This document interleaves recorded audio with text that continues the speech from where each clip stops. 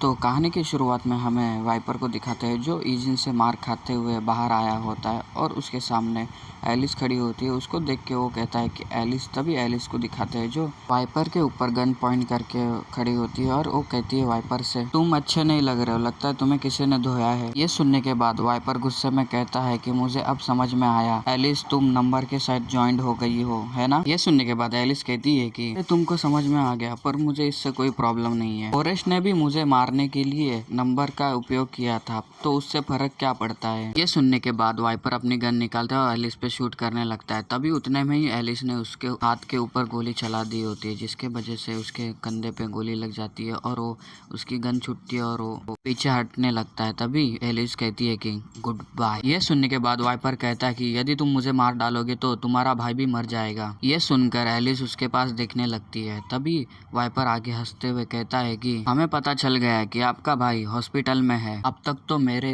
आदमी लोग को आपके भाई के पास पहुंच जाना चाहिए था। ये सुनकर एलिस थोड़ा उसको गुस्से में देखती है। तभी एलिस के फोन पर रिंग रिंग होती है, रिंग रिंग रिंग रिंग।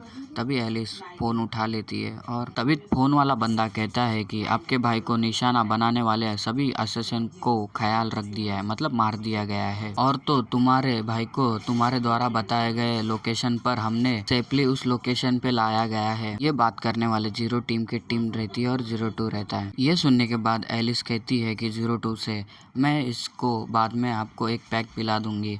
तभी 02 कहता है कि कोई ज़रूरत नहीं, हमने सिर्फ इतना किया जितना आपने हमसे करने के लिए कहा था। फिर एलिस फोन रख देती है और दूसरा हाथ अपने बंदूक पे रख देती है। ये देखने के बाद वाइपर चिल्लाते हुए कहता है कि तुम ये क्या कर रही हो एलिस, क्या तुम चाहती हो कि तुम्हारा भाई मर जाए। और आपके जो भाई के पास गए वो लोग को मैंने ही अपने हाथों से पाल पोस के बड़ा किया है और बहुत सावधानी से। ये सुनने के बाद एलिस कहती है कि हालांकि उन लोगों को पहले से ही ख्याल रख चुका है, मतलब मार दिया गया है। ये सुनने के बाद वाइपर कहता है कि मुझे यकीन नहीं हो रहा है। उतने में एलिस गोली चला देती है, वो सीधा वाइपर के बीच में, मतलब माथे के बीच में लग जाती है और वाइपर को जैसे ही गोली लगती है वो सीधा नीचे गिरने लग जाता है, वो भी इंडियन टीवी से सीरियल जैसा थोड़ा थोड़ा करके धीरे धीरे।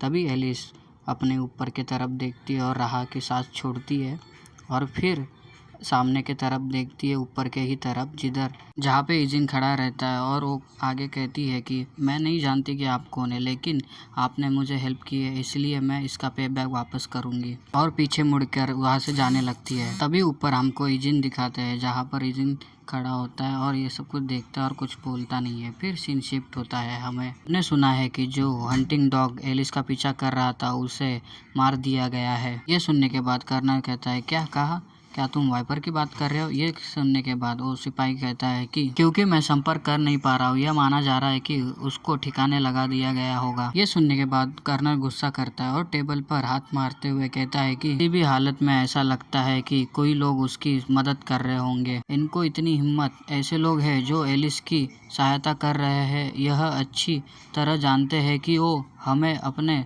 एनिमी बना लेंगे। और हाथ मारते हुए गुस्से में कहता है कि कौन है ये लोग। तभी वो सिपाही कहता है कि हमें तो लगता है कि वो नंबर्स है। ये सुनकर वो कहता है कि क्या, और गुस्से में अपने दांत पीसता है और टेबल पे हाथ मारते हुए कहता है कि पहले तो ये एलिस थी, अब ये नंबर भी आ गए, अब से अपन एलिस से अपना हाथ हटाएंगे और उसके सर के ऊपर का इनाम उतार दो। और अपने दांत पीसने लगता है और सीन शिफ्ट होता है। हमें ईजिन का घर दिखाता है जहाँ पे ईजिन कॉल पे बात कर रहा होता है। सामने वाला फोन वाला कहता है कि हमने भी यहाँ काम पूरा कर चुका है। तभी हमें दूसरे साइड पे 06 दिखाते हैं जहाँ पर और भी नंबर बैठे रहते हैं। तभी 06 कहता है कि ऐसा लगता है कि एलिस ने उसने अधिक कमीशन फीस दे दिया है जितना उसने कहा था पहले। ऐसा लगता है कि एलिस सोचती है कि हमने वाइपर को मारने में उसकी मदद की है। यह सुनकर ईजिन कहता है कि यहाँ तक कि 02 भी आमतौर पर एक्स्ट्रा फी नहीं लेता, वो भी इसके बारे में ठीक था, हालांकि ये सच है। ये सुनकर 06 हैरान होता है और कहता है कि क्या,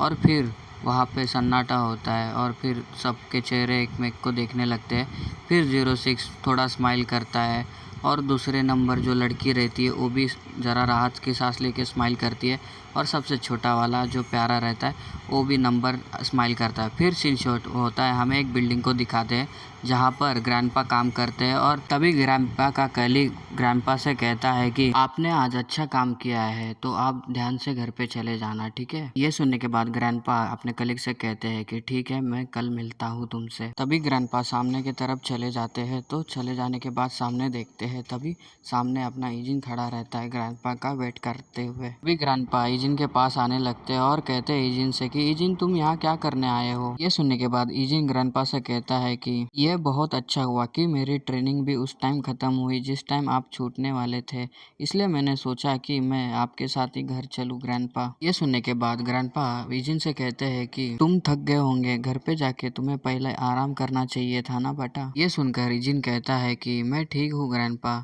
पर मेरे से ज्यादा आप थके होंगे। फिर हमारा ईजिन और ग्रैंडपा घर की ओर जाने लगते हैं। तभी ग्रैंडपा ईजिन से कहते हैं कि ऐसा लगता है कि डायून अभी चेयरफुल हो गई है, पहले मैं चिंता करता था क्योंकि वो बहुत उदास लगती थी। फिर ग्रैंडपा ईजिन के पास देखते और स्माइल करते और आगे कहते हैं कि तुम वापस आने के बाद वो अब बेहतर हो गई है ईजिन। ये सुनने के बाद अपना ईजिन कहता है कि यह अच्छी बात है। फिर ग्रैंडपा ईजिन से कहते हैं कि इन दिनों तुम कैसे हो ईजिन, और तो क्या तुम अपने दोस्तों के साथ घुल मिल पाए हो कि नहीं। तभी ईजिन कहता है कि ग्रैंडपा सब सही है, SW बॉडीगार्ड का ट्रेनिंग का क्या ख्याल है, और तो वहाँ के अडल्ट लोग आपका इसलिए मजाक नहीं उड़ाते क्योंकि आप यंग हो, है ना। ये सुनने के बाद ईजिन स्माइल करता है और ग्रैंडपा से कहता है कि मेरी ट्रेनिंग अच्छी है और उधर के सभी लोग मेरे लिए अच्छे हैं। ये जवाब सुनने के बाद ग्रैंडपा थोड़ा स्माइल करते हैं और ईजिन से कहते हैं कि ईजिन मैं तुम्हारा आभारी हूँ। ये सुनने के बाद ईजिन ग्रैंडपा के पास देखता है पर उसको समझ में नहीं आता। फिर ग्रैंडपा कहते हैं कि तुम्हें यहाँ पर रहने के लिए बहुत दिक्कत हुई होंगी,